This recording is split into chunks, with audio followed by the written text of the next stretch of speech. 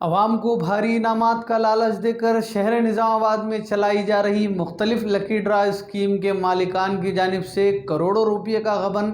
کر کے فرار ہونے والوں کے خلاف کارروائی کرنے کا پرزور عوامی مطالبے پر محکمہ پولیس نے شکنجہ کستے ہوئے شائن انٹرپرائزز کے 4 ملزم، جس میں آج پولیس نے 2 ملزموں کو حراست میں لیتے ہوئے عدالتی تحویل میں دے دیا ہے۔ خیال رہے کہ ان 4 ملزموں میں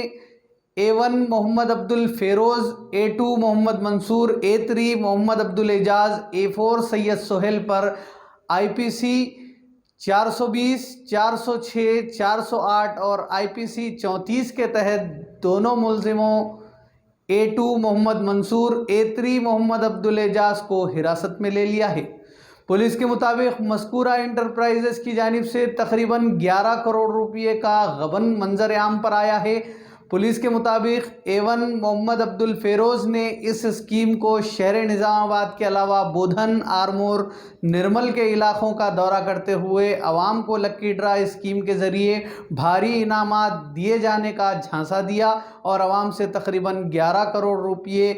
20 ماہ کی اسکیم، جس میں 3000 ممبر سے ماہانہ 1000 روپے وصول کیے اور اس رقم سے ایڑپلی کے قریب